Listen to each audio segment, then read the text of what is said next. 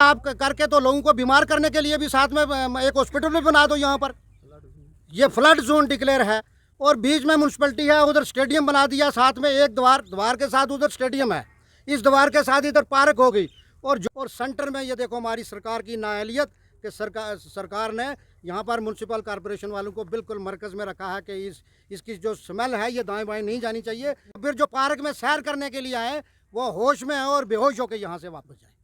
ये मैं सरकार से ये पूछना चाहता हूँ। इंतकाल में इन्होंने 40-40, 50-50 हज़ार रुपया हमारे से एक एक शख्स से लिया। एक 2-2 कनाल ज़मीन है हमारे पास। ये वसूख से हम कहते हैं, जिसका सबूत है हमारे पास।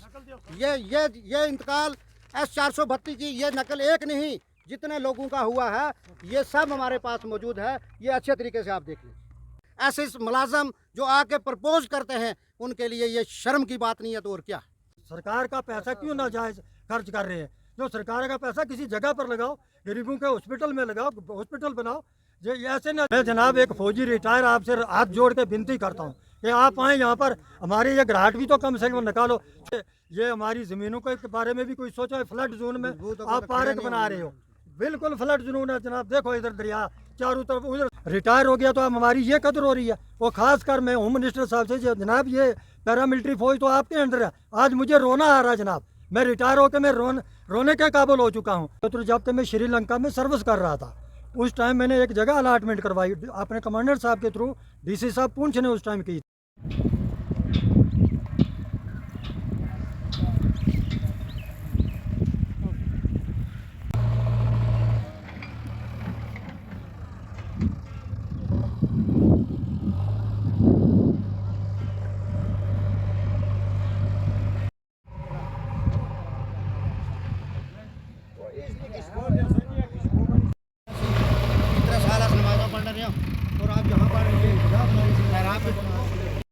हाजी साहब, आज सुबह आपने फ़ोन किया और फ़ोन करके हमें बुलाया।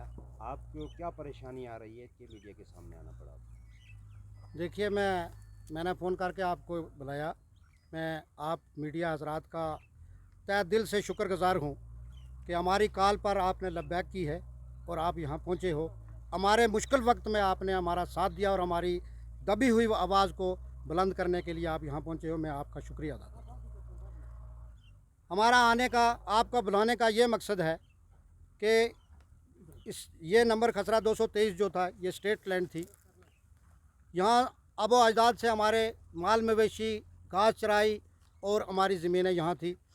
जो कनाल 2-2 कनाल रकबे हमने यहाँ पर आबाद किए थे, उस पर सरकार ने हमारे आप करके तो लोगों को बीमार करने के लिए भी साथ में एक हॉस्पिटल भी बना दो। यहाँ पर ये फ्लड जोन डिक्लेयर है और बीच में म्यूनसिपलिटी है, उधर स्टेडियम बना दिया, साथ में एक द्वार के साथ उधर स्टेडियम है, इस द्वार के साथ इधर पार्क हो गई। और जो हम लोगों के आज से 40-50 साल के जो हम काबज़ हैं वो हमारे कब्ज़े भी गए और एक 2-2 कनाल ज़मीन जो थी वो भी हमारे से ज़बरदस्ती कागज़ों में कहते हैं रिट्रीव की हुई है, जबकि हमारे नॉलेज में आज दिन तक हमें इन्होंने कोई नोटिस जारी नहीं किया और आज मशीनें खड़ी कर दिया कि हम इसको पार्क बनाने जा रहे हैं। खसरा नंबर 423 जो है 223 उसमें कुल कितनी जगह है? खसरा नंबर 223 में 364 कनाल रकबा है, जिसमें नियर अबाउट 200 कनाल रकबा जो है ये ITI और ये बाकी अदारों को जो दिया है ये कवर हो चुका है। 100 कुछ कनाल जो अगर रकबा बचता है तो ये सब लोग ज़िम्मेदारों के पास है। ये दायरीना है ये। और सेंटर में ये देखो हमारी सरकार की नाअहलियत कि सरकार ने यहाँ पर म्यूनसिपल कॉरपोरेशन वालों को बिल्कुल मरकज़ में रखा है कि इसकी जो स्मेल है ये दाएं बाएं नहीं जानी चाहिए, ये अच्छे तरीके से। और फिर जो पार्क में सैर करने के लिए आए वो होश में है और बेहोश होकर यहाँ से वापस जाए। ये मैं सरकार से ये पूछना चाहता हूँ कि ऐसी सरकार जो बगैर आंखों देखे ये फैसले करती है, ऐसे मुलाजम जो आके प्रपोज करते हैं उनके लिए ये शर्म की बात नहीं है तो और क्या।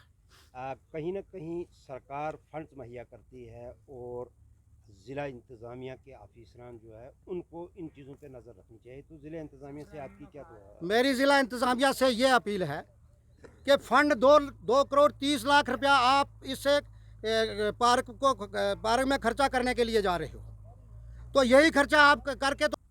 और इंतकाल में इन्होंने 40-40, 50-50 हज़ार रुपया हमारे से एक एक शख्स से लिया। एक 2-2 कनाल ज़मीन है हमारे पास। मैं सरकार से ये पूछना चाहता हूँ कि अगर 1992 में यहाँ पर 40 लाख 35 लाख रुपया जो इस JNV स्कूल के लिए यहाँ सरकार ने प्लंथ निकाल के छोड़ दिया हुआ है, जो स्टेट लेवल की टीम आई थी उसने देखा कि ये अनसेफ जोन है और ये यहाँ से छोड़ के वो ऊपर उसमें पीछे उन्होंने बनाया जाके रोड की बैक साइड में।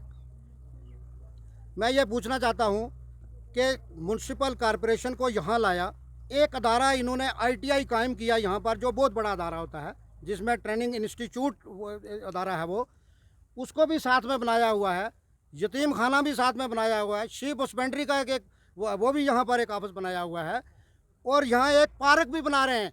इनके ये कागज ऐसे भी नहीं है, ये ताबे मर्जी सरकार है, ताबे मर्जी सरकार से हुए हैं। जो काम भी किया जाता है, मैं आपको ये कहूँ, जो काम सरकार करती है वो in the interest of public करती है, वो मफाद आमा के लिए करती है, ना कि उस मफाद को ख़त्म करके अवाम की जड़ों में तेल दिया जाता है। आप वसूख से कह सकते हैं ये कि ये जगह जो है आपके नाम हुई है? ये वसूख से हम कहते हैं, जिसका सबूत है हमारे पास। ये इंतकाल S432 की ये नकल एक नहीं, जितने लोगों का हुआ है ये सब हमारे पास मौजूद है, ये अच्छे तरीके से आप देख लीजिए। ज़िला इंतज़ामिया से क्या तवक्का रखते हैं? मैं ज़िला इंतज़ामिया से ये कहूँगा, मैं जनाब वर्दी डिस्ट्रिक्ट डेवलपमेंट कमिश्नर साहब पुंछ से ये अपील करूँगा कि DC साहब, आप पुंछ बैठने की बजाय एक बार हमारे इस सुरनकोट में तशरीफ़ लाएं, हमारी फरियाद को सुने। अगर हम गलत हैं तो हमारी कंसिडरेशन ना दी जाए हमें, अगर हम सही हैं तो इसको कंसीडर करके तो ये जो गरीबों पर मतलब जो जुल्म हो रहा है ये मत कराएं और पार्क किसी दूसरी जगह पर बनाएं, ये लोगों का रकबा छोड़ दिया जाए। नाम? जी, मेरा नाम तारिक हुसैन, मैं एक्स फौजी हूँ। और सबसे पहले मैं आपका शुक्र अदा करता हूँ कि आप लोग आए हमारी फरियाद सुनने के लिए। तो मैं जनाब 1986 में एक जगह मैंने अलाटमेंट करवाई थी, और मेरे साथ और भी 3-4 अलाटमेंटें हैं, लेकिन मैं फ़ौज के थ्रू अपने CRPF में उसके थ्रू जब तक मैं श्रीलंका में सर्विस कर रहा था उस टाइम मैंने एक जगह अलाटमेंट करवाई अपने कमांडर साहब के थ्रू, DC साहब पुंछ ने उस टाइम की थी।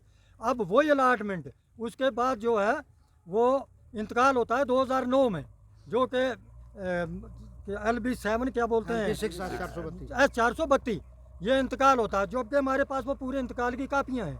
वो इंतकाल हुआ, इंतकाल के बाद जब हमको किसी को पता ही नहीं है, और ये छोटे मुलाजिम जो है पटवारी से लेकर जो ऊपर मतलब छोटे छोटे मुलाजिम में जब दरिया आया यहाँ पर तो इतना बड़ा फ्लड था, जब DC साहब पुंछ थे जो उस टाइम, उन्होंने बोला वो कौन बेवकूफ़ था जिसने ये यहाँ पर जो बिल्डिंगें बनाई हैं जो अपनी ITI की, जो उस टाइम वो बनी थी, जबकि वो 4-5 मीटर डूबी हुई थी दरिया में, है।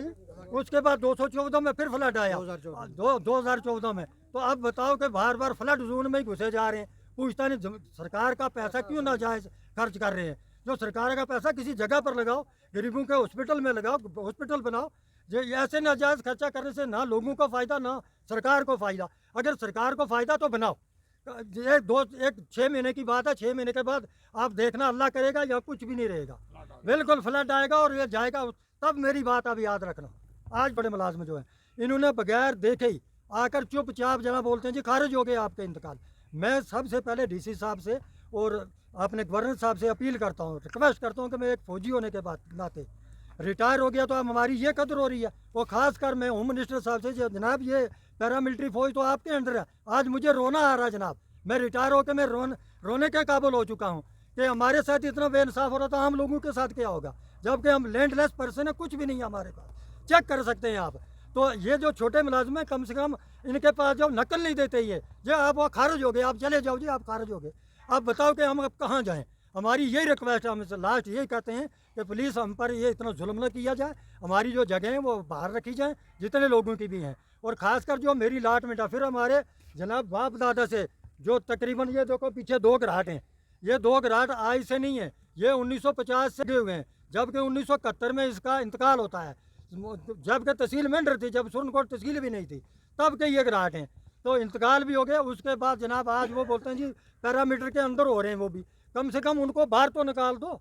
अगर वो पैरामीटर के अंदर हो जाएंगे तो कल टूरिज्म वाले हमको अंदर जाने देंगे? कोई भी अंदर नहीं जाने देगा। या तो बोलेंगे जी हम इसका इतना पैसे दो, टैक्स दो, फलान दो। आप ये तवक्का रख सकते हैं कि डिप्टी कमिश्नर पुंछ साहब आपकी आवाज़ सुन के यहाँ पे आएंगे? हम रिक्वेस्ट करते हैं उनसे जी, अगर वो मेहरबानी करें आप यहाँ आएँ और हमारी फरियाद सुने। मैं जनाब एक फौजी रिटायर आपसे हाथ जोड़ के विनती करता हूँ कि आप आएँ यहाँ पर, हमारी ये घराट भी तो कम से कम निकालो। छोटे मुलाजिम तो हमारी सुनते ही नहीं है जनाब, आप आएँ कम से कम हमारी अपील सुनो और आकर देखो जनाब कि ये हमारी ज़मीनों के बारे में भी कोई सोचो है। फ्लड जोन में आप पार्क बना रहे हो, बिल्कुल फ्लड जोन है जनाब। देखो इधर दरिया चारों तरफ, उधर से 1992 में जब दरिया